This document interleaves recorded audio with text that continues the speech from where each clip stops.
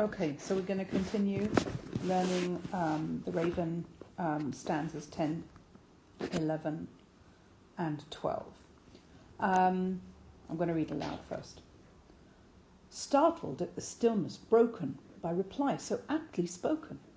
Doubtless, said I, what it utters is its only stock and store, caught from some unhappy master whom unmerciful disaster followed fast and followed faster, till his songs one burden bore, till the dirges of his hope that melancholy burden bore, of never, nevermore.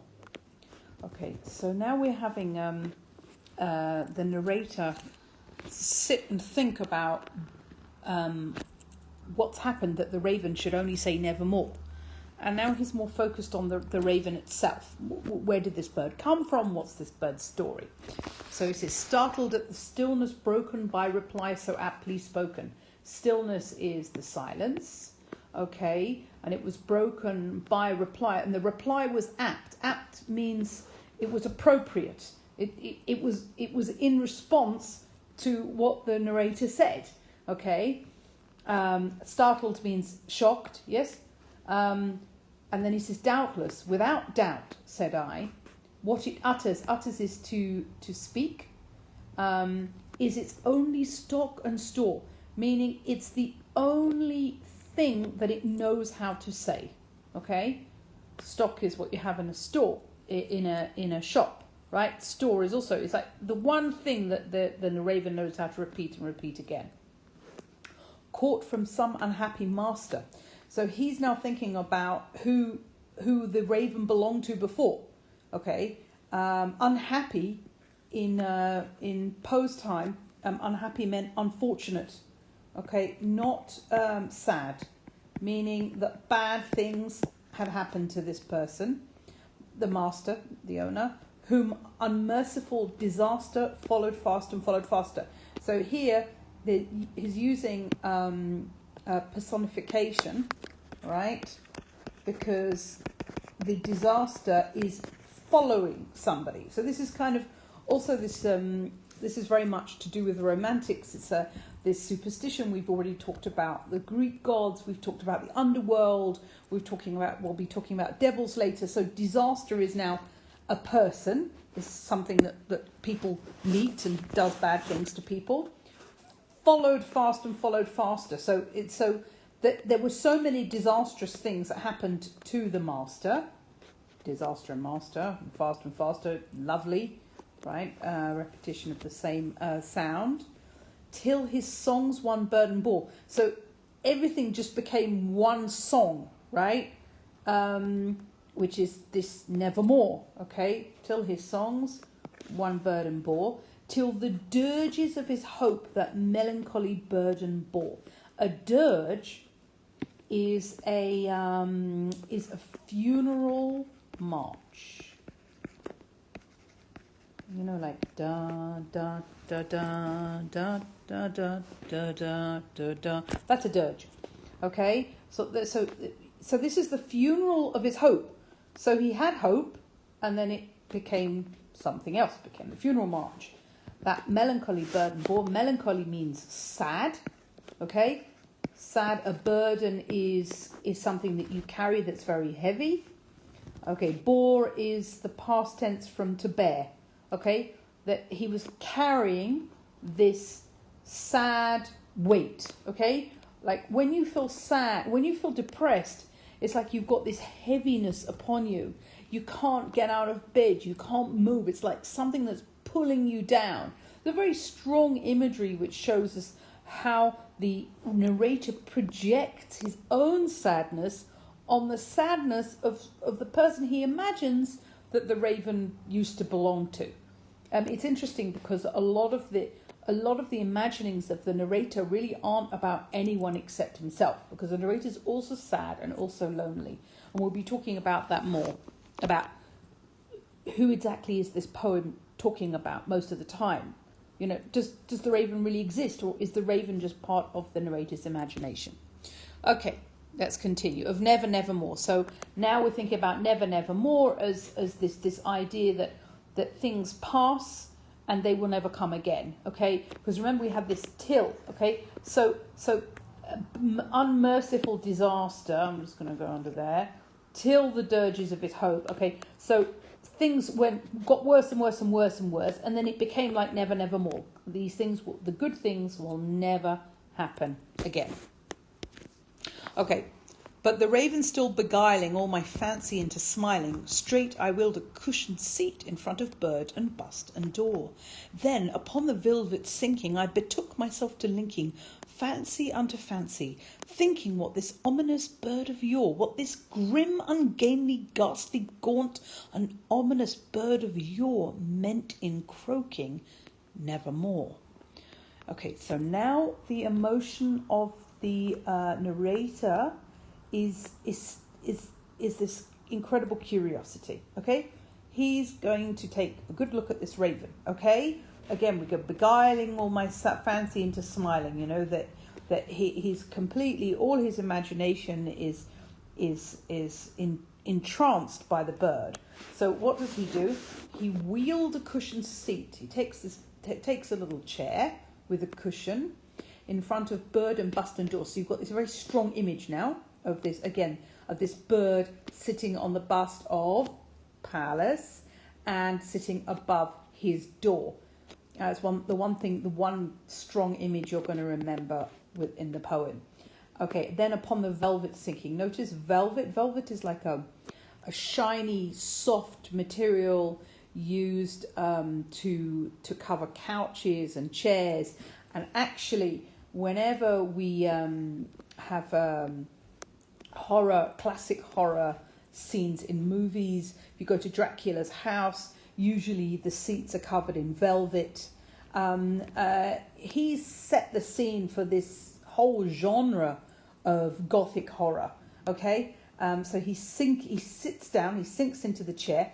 I betook myself to linking fancy unto fancy. Don't look at the words individually, look at the whole thing. I betook myself to linking fancy unto fancy, meaning I got myself into this sort of trance where I linked up one thing that I dreamed about to another. Okay, so I started taking sort of images came to my mind, thinking what this ominous bird of yore, ominous means it's a bringer of bad news. That's what ominous is. Bringing. It's like it's not really bringing. It's actually, I would say, a sign of. It's a sign of bad news. Like if you say the clouds in the sky look ominous, that means that it looks like there's going to be a thunderstorm or something. And remember, bird of yore is stories from long ago. Remember, this bird is kind of timeless. It's comfy. Could come from another world, another time. You have no idea, right?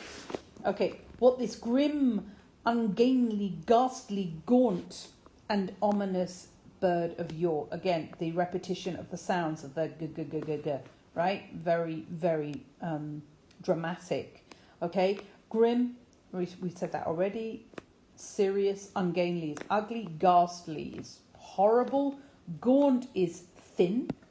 When you're gaunt, but when you're gaunt, you're thin in a very bad way, like you look sick. Okay, a person looks gaunt if they haven't eaten because they've been ill. And ominous, we talk about ominous meaning a sign of bad things. Bird of yore meant in croaking nevermore. Croak is like when frogs croak. Birds can croak. It's not a nice noise. Okay, so what was happening? What was meant by this word nevermore? This is what the narrator is thinking. He's now no longer in his stories. Remember, he was reading his books before. His whole focus and his intention is on this raven. Where is this raven from? And what did the raven mean by saying nevermore all the time? Okay. This I sat, engaged in guessing, but no syllable expressing to the fowl whose fiery eyes now burned into my bosom's core. This and more I sat divining, with my head at ease reclining on the cushion's velvet lining that the lamplight gloated over, but whose velvet violet lining with the lamplight gloated over she shall press. nevermore. Okay, this is kind of also a little bit tricky. Okay, this I sat, I think this we can take it as meaning thus, meaning so. So I sat, engaged in guessing. I was busy guessing. Remember we talked about that in the previous stanza. But no syllable expressing. A syllable is part of a word, right? It's like London is 2 syllables, right? So you didn't say even half a word. No syllable expressing. To the fowl, whose fiery eyes are now burned into my bosom's core. So now the bird is starting to become a little bit more sort of scary, threatening. Okay, he's now calling the bird a fowl. Fiery eyes makes you think, well, think about when I talked to you about fiery eyes, what sort of creature from what sort of a movie would you think about? Something pretty unpleasant, right? Fiery eyes, now burned, okay, into my bosom's core. Bosom is an old word for meaning my chest, meaning my heart. Bosom's core is, so the eyes of the bird burn into the heart, as if he's reading everything about the narrator, all his emotions. This and more I sat divining. Divining is trying to guess, okay, guessing. With my head at ease reclining. Okay, so he's lying back. Reclining is when you're sort of, if you're reclined, it means you're sort of half asleep. On the cushion's velvet lining, okay, that the lamplight gloated over. So this is an amazing imagery, right? You've got the cushion of the seat and the lining of the cushion, like the cover, and then actually the lining is the inside of the cushion, okay, that the lamplight, so you've got the lamp that he's got in his room, and it says gloated over. When you gloat, it's a sort of thing you do when you are happy at somebody else being miserable, right? So if somebody loses something, a race, and you're like, ha, you could gloat. It's quite a negative word, right? But whose velvet violet lining with the lamplight gloat. So he repeats it again with the lamplight gloating over. Got repetition. Okay, she shall press nevermore. Who's she? Oh, it's Lenore, right? And what's it? Press. She is never going to be on that cushion, on that chair. So he has memories now of his loved one who is in his room, and now the word nevermore is coming from the narrator, not from the raven. Okay, so it's like the raven says nevermore, the narrator thinks nevermore, the narrator makes associations between the raven and himself, and in a way you'll see at some stage they become kind of inseparable from one another. So the nevermore now, and remember nevermore and Lenore sound the same. Okay, so he's now thinking about his lost love and about how he's not going to see her ever, ever, ever again.